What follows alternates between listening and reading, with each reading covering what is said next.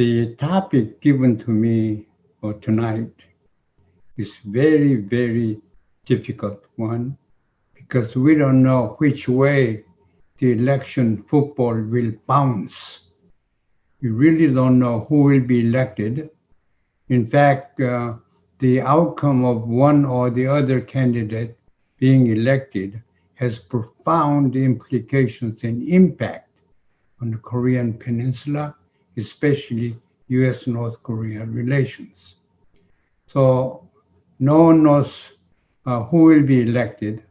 And in fact, no one knows uh, the two candidates' proposed policy strategies with respect to North Korea or the Korean Peninsula.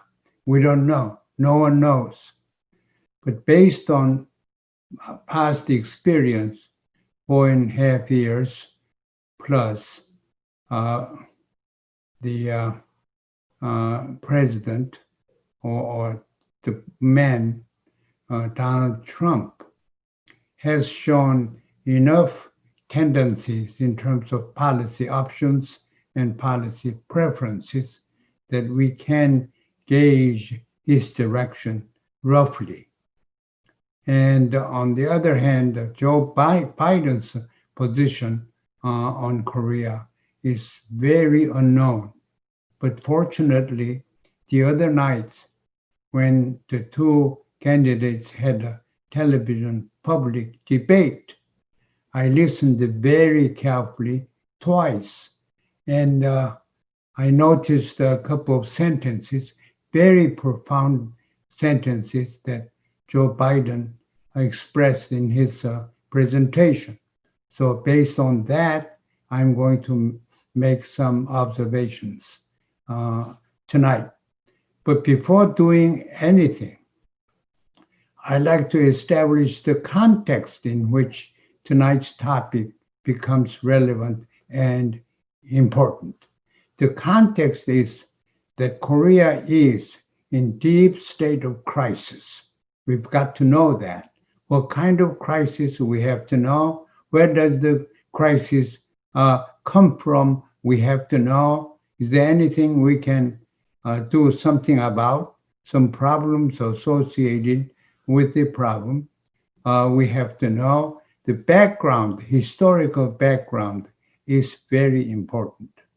Today, North and South Korea might be the most Korean peninsula is militarily fortified spot in the entire world. Plus, you have 28,000 American troops combined with some 600,000 South Korean troops. And there you have the other side of the border, probably if you include all reserve and civilian military types of people, perhaps close to 1 million people, North Koreans are fully armed and prepared to get involved in military confrontation. Furthermore, North Korea has recently become a nuclear power. Like it or not, North Korea is a nuclear country, has tested 5, 6 times successfully the nuclear bomb, and any number of long-range and middle and short-range missiles they tested successfully. So empirically, North Korea is already a nuclear power, the capability of making more. So now you have, where does this militarization come from? And now South Korea, on the other hand, as we all know, is extremely developed capitalist system. Despite all kinds of political uncertainties and problems, the South Korean government has become a very liberal democratic system and combined with the capitalism, very effective, successful capitalism.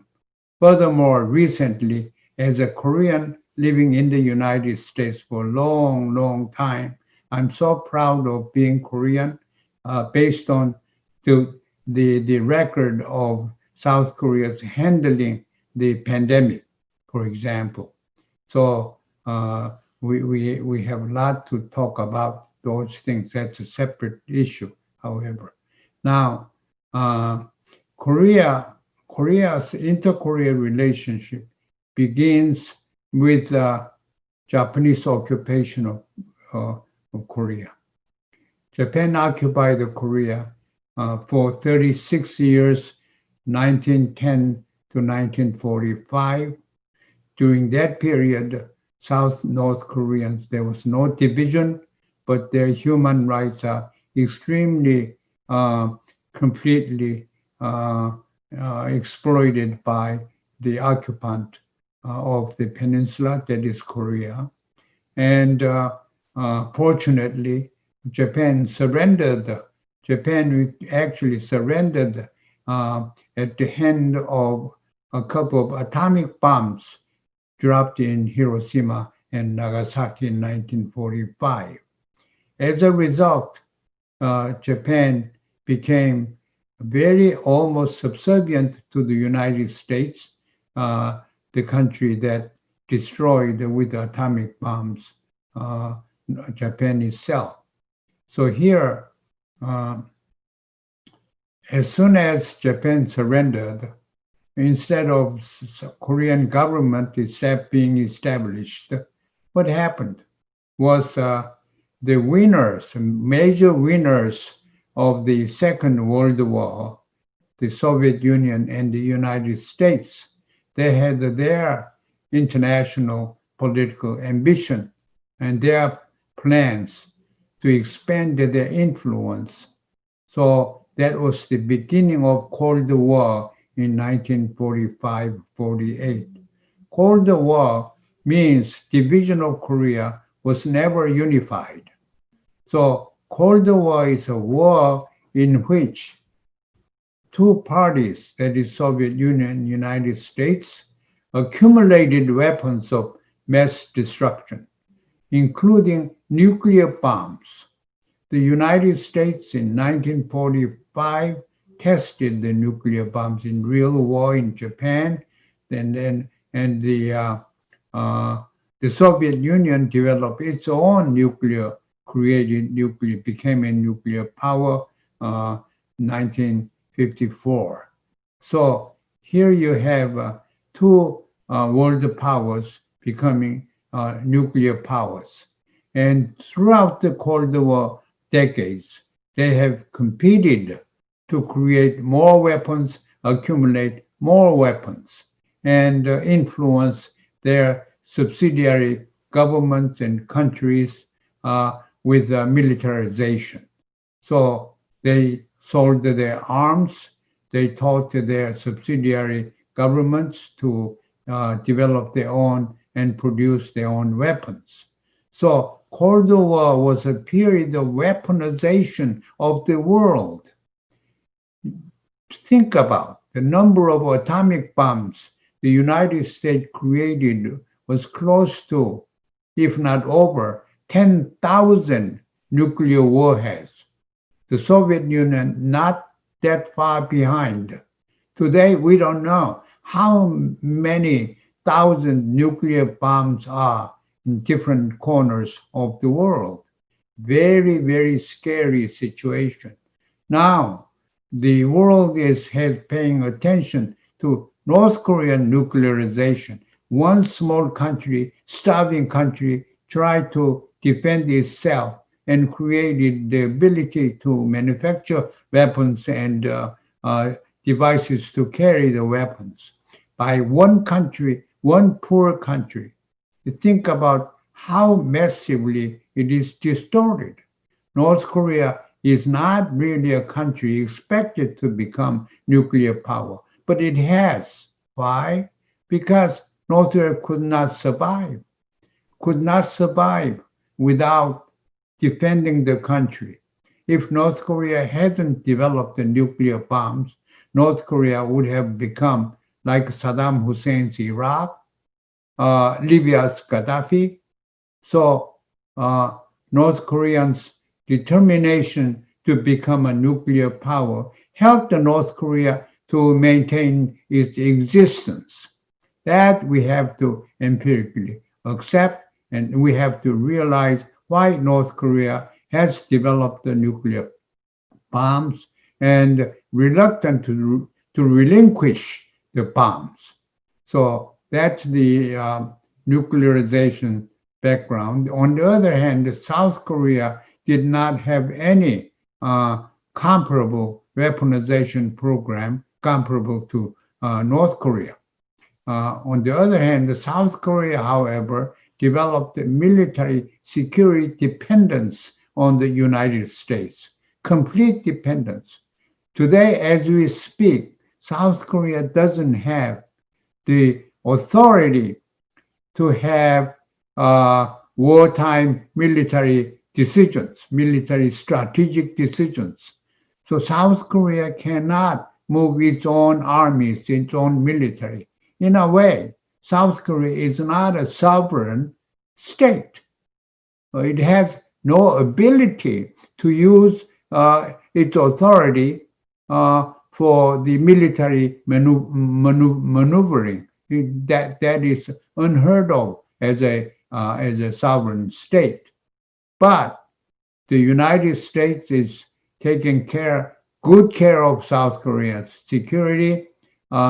So it's much more complicated, but that's the situation. Inter-Korea relations.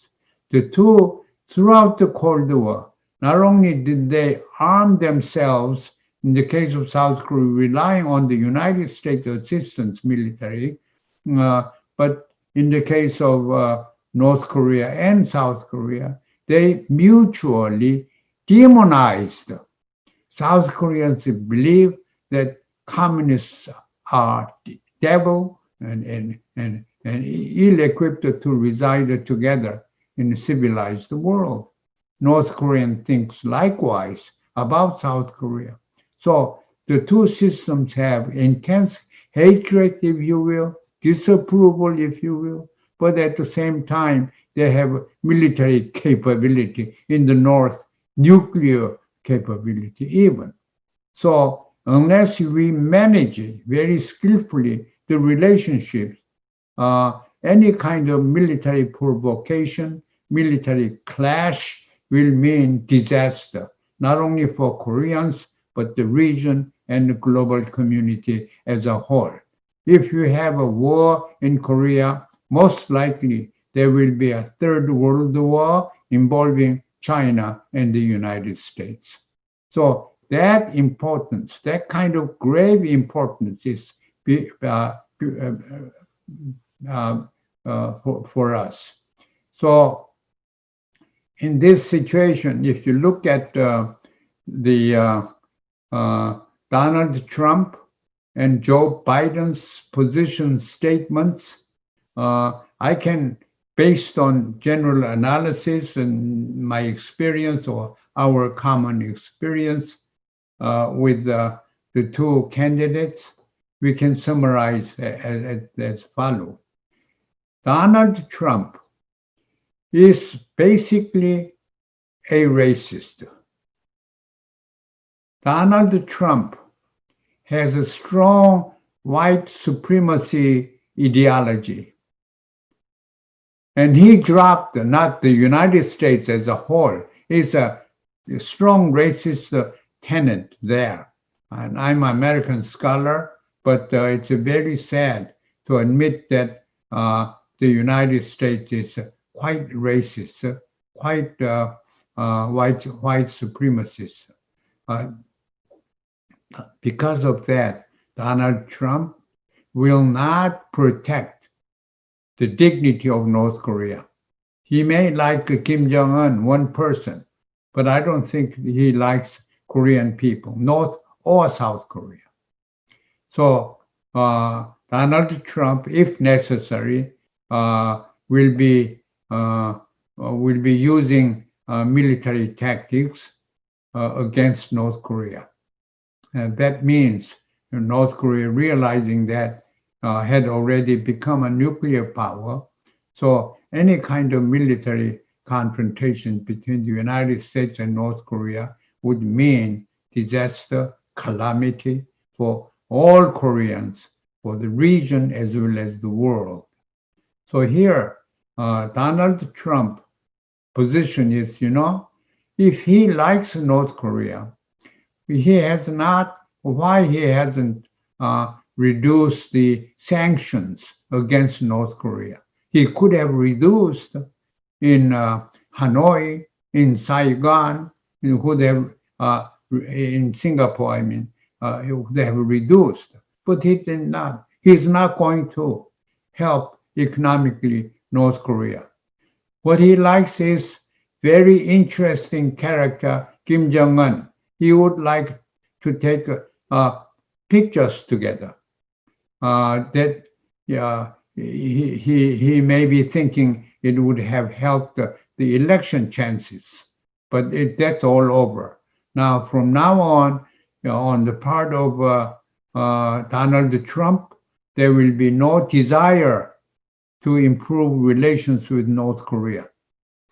And in fact, Mike Pompeo, Donald Trump's Secretary of State, a few days ago, he reiterated once again that North Korea must denuclearize completely as a condition for negotiation, for peace treaty, for non-aggression treaty, for peace arrangement, any kind of peace arrangement. And in other words, Mike Pompeo suggested that we will not talk with North Korea unless North Korea has already denuclearized. That means, as an expert, I can say, the United States Trump government doesn't want to deal with the denuclearization issue because there's no scientific way of verifying North Korea's denuclearization, complete denuclearization.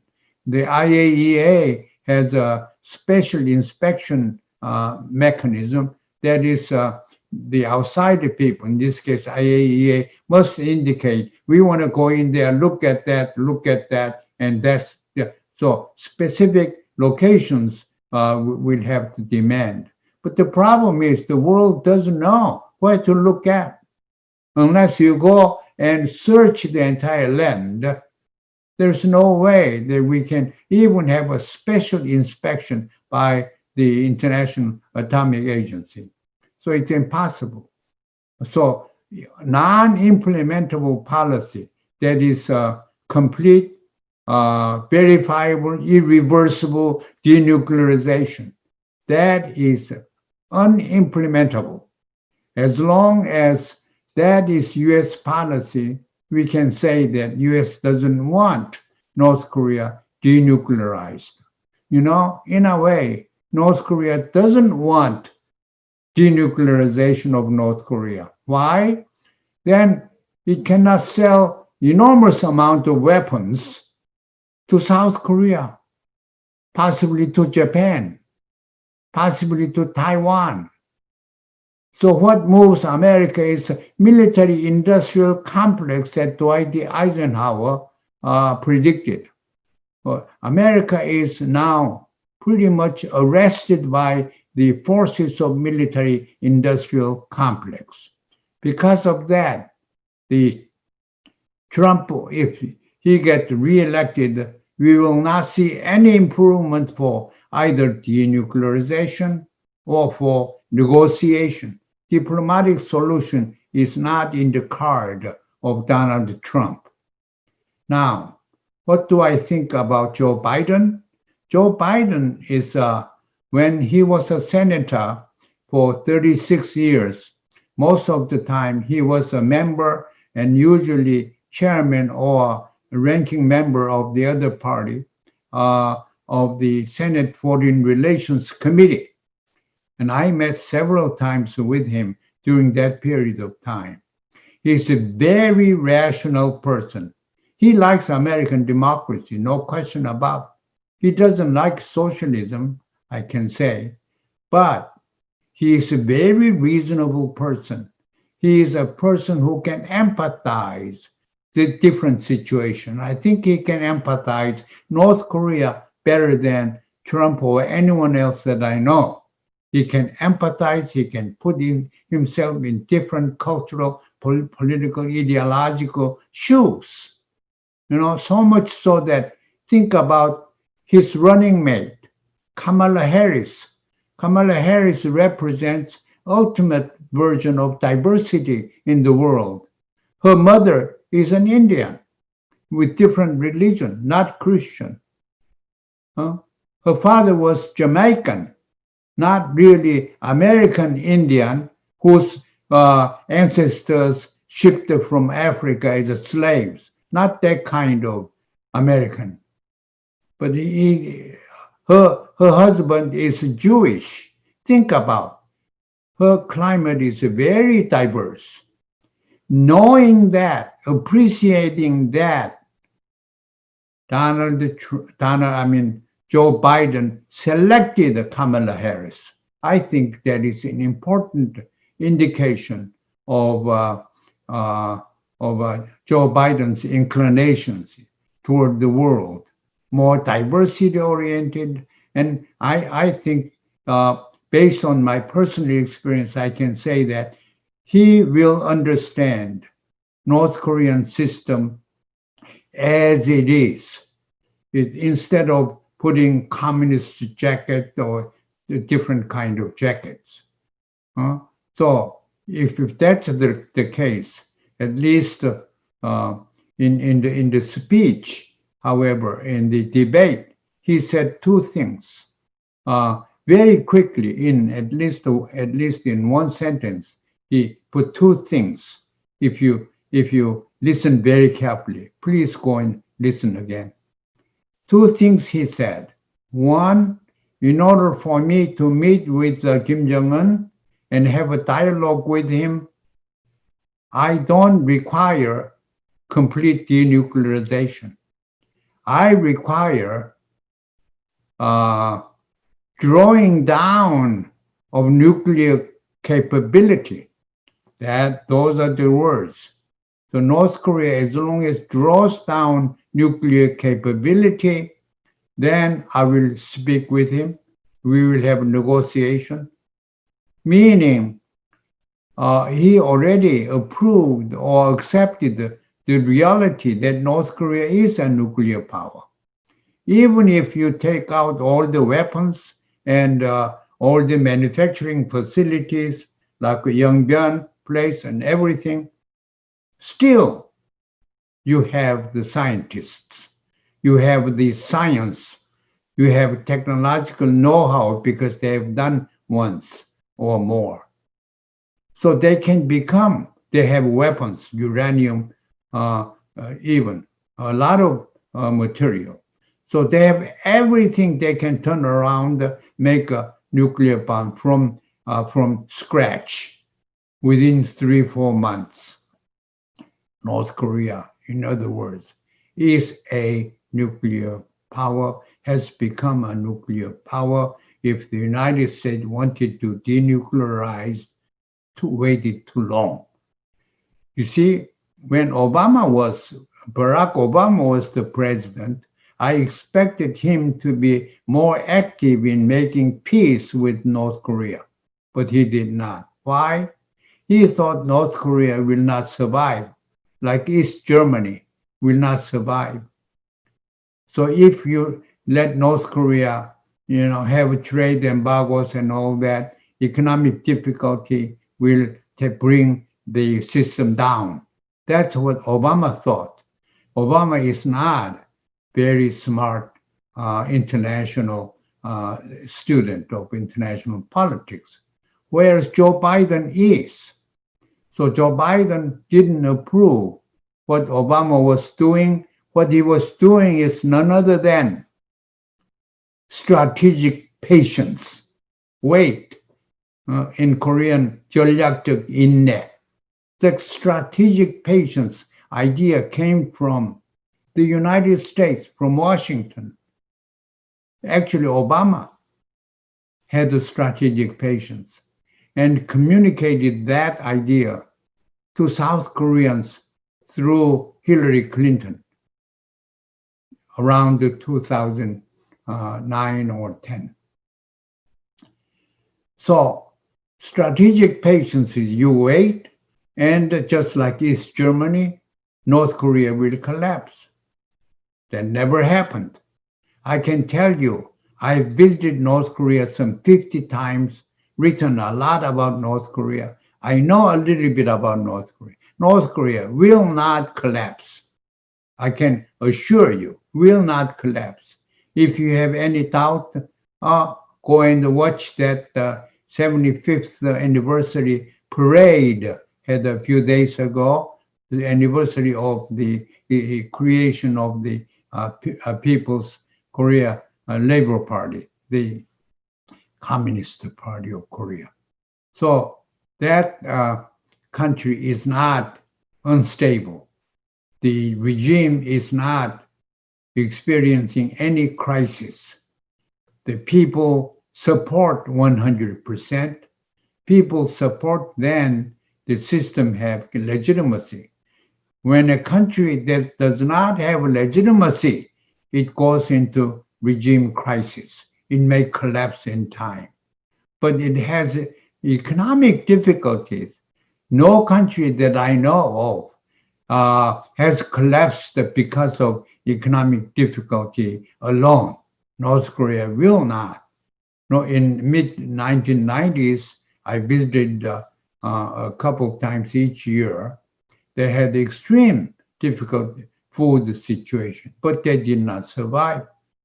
With the economic difficulty, still they had political legitimacy, people's support. We have to know that. So here, the Joe Biden's approach is much more realistic because did not demand the complete denuclearization. And also Joe Biden said that one important phrase, that one, we want nuclear-free zone in that area, meaning both North and South Korea should be nuclear-free. You know, if not more than that, maybe in the future Japan, Taiwan may be included.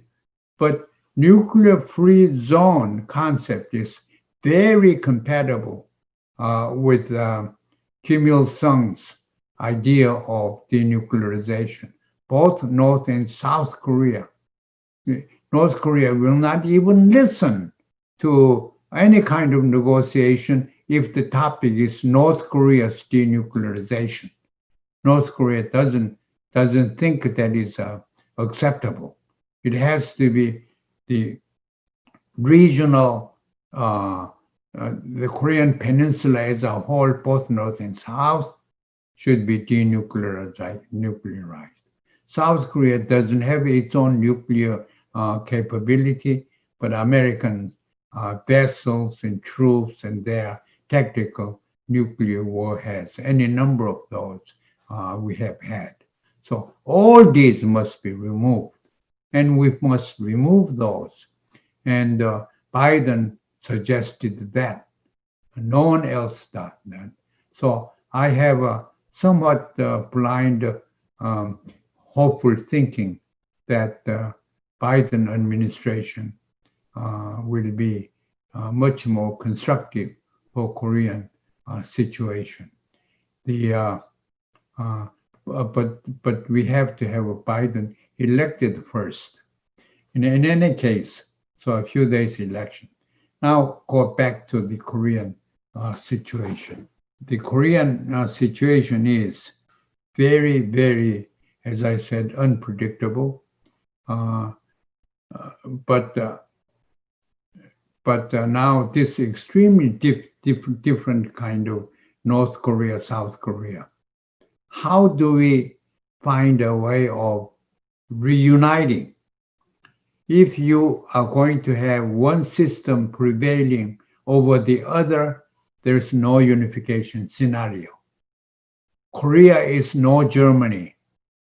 North Korea is no East Germany. South Korea is no West Germany.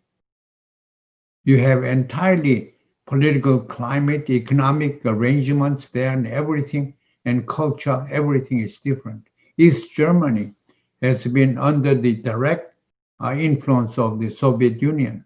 It has never developed its own ideology. But North Korea is different.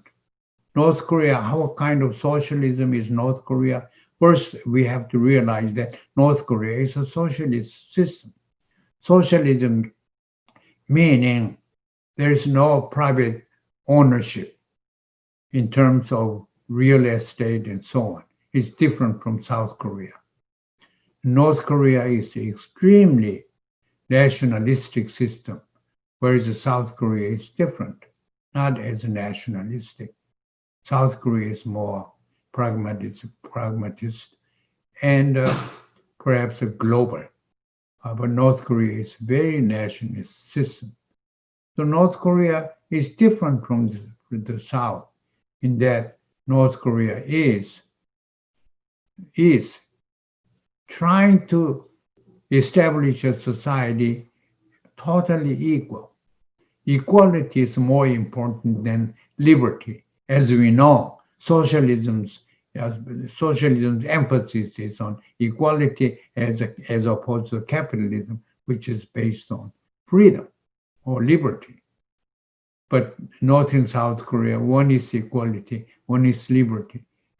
South Korea seems to be oftentimes too liberal to the extent that when you have money, there's no way that you can curb that.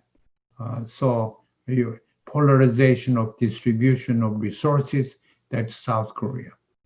No such thing as polarization, rich people, poor people in North Korea. So in other words, what I'm saying is we have different systems. We cannot find unification. The only way of finding unification is doing peaceful unification. You know, Koreans have been arrested by what I call the security paradigm. Security. Everything is security oriented. But what we need is not security. Security, we believe, can be brought about by militarization, strong army, strong economy. Then you have money, you have soldiers, guns, then you have secure. That's security, but that's not peace, because peace is not the absence of conflict. The absence of conflict is absence of conflict. It's not peace. What is peace? Peace is the creation of harmony. That's a peace. Harmony is the creation of oneness out of diversity. If you're going to musical harmony, you have different instruments in orchestra played. The conductor will find a way to harmonize them. That harmony is a creation of oneness at the higher level out of diversity in the lower level. That's what harmony is. So we have to work at creation of harmony. How do we do that? We harmonize North Korea and South Korea. That is equality and liberty. We can harmonize. Why not? Individuals and collective entities, why not? We can harmonize. We cannot think of individuals apart from groups and vice versa. It's a theoretically possible, empirically, historically reliable solution. That is a peaceful solution, not security solution. Security solution, everyone will die, because our military capability is such that we decided to use the military security instruments, then we are all doomed. That we have to realize, especially young people living in the United States with Korean ancestry. You've got to realize that we have to work for peace, not security. Because, human history, we have had this security paradigm for 2,000 plus years. Now, security doesn't give us even security itself.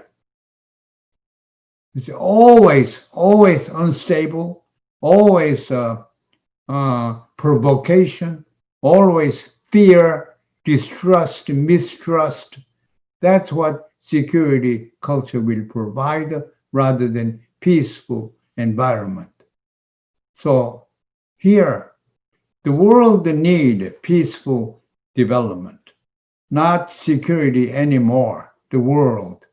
Now we talk about China's coming out as a superpower and the United States staying as a superpower and making a new kind of world order, a polarized world order instead of Soviet Union and the United States.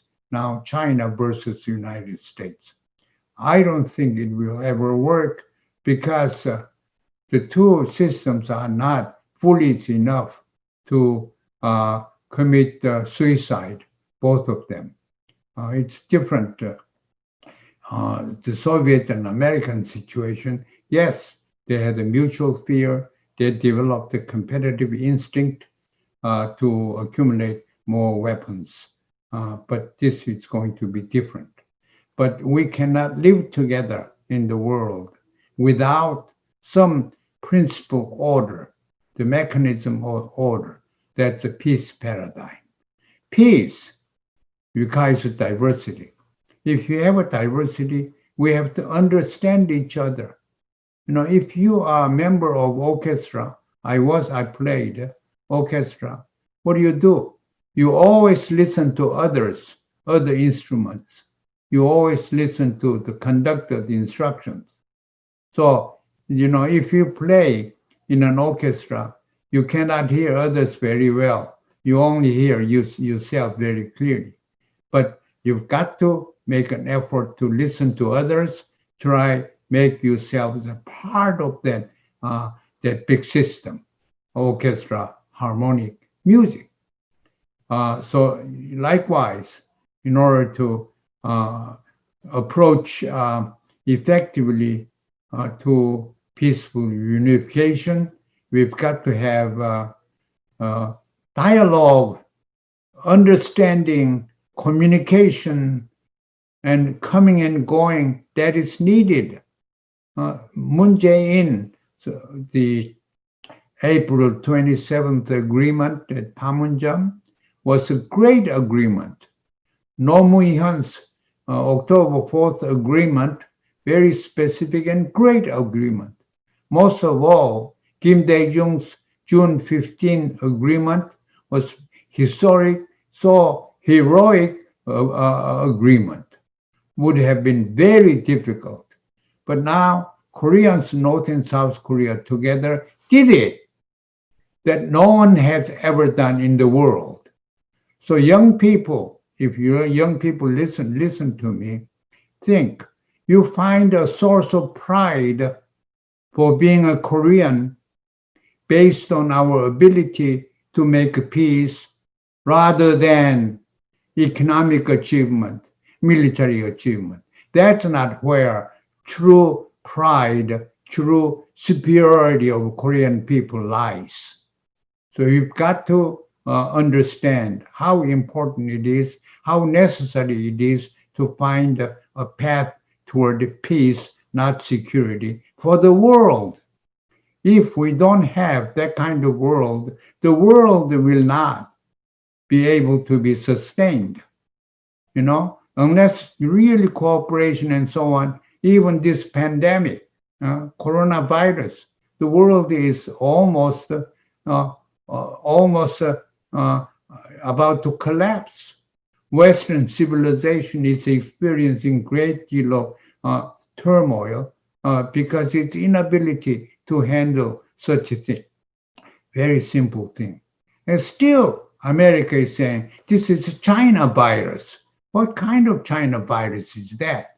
The virus is the nature, the mother nature's angry at human beings because humans have exploited the nature.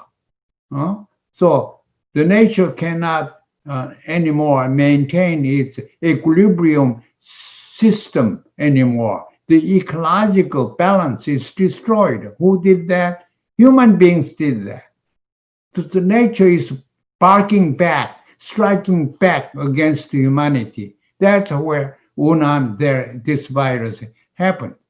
So we have to find a way of working together to rehabilitate the quality of the globe, the world, so that further, if human beings and nature fight, who will win? You look at tornadoes, you get earthquake, anything. We are not that strong, We can kill ourselves. We can develop nuclear bombs in order to kill ourselves, each other, but we don't have the ability to even control the weather. The global ecological system is falling with a peaceful paradigm, a paradigm of peace that is created by the Korean people and experimented in Korean reunification. And the world learning from Korean experience. Our young people equip themselves ideologically, theoretically, philosophically, go out to the world and show how great we are. I have been in the United States teaching for 50 years and studying for almost 60 years. I have studied here, but America is great in a number of areas, but America is blindfolded in a number of important areas that can be corrected, rectified by Korean people. That's what I think.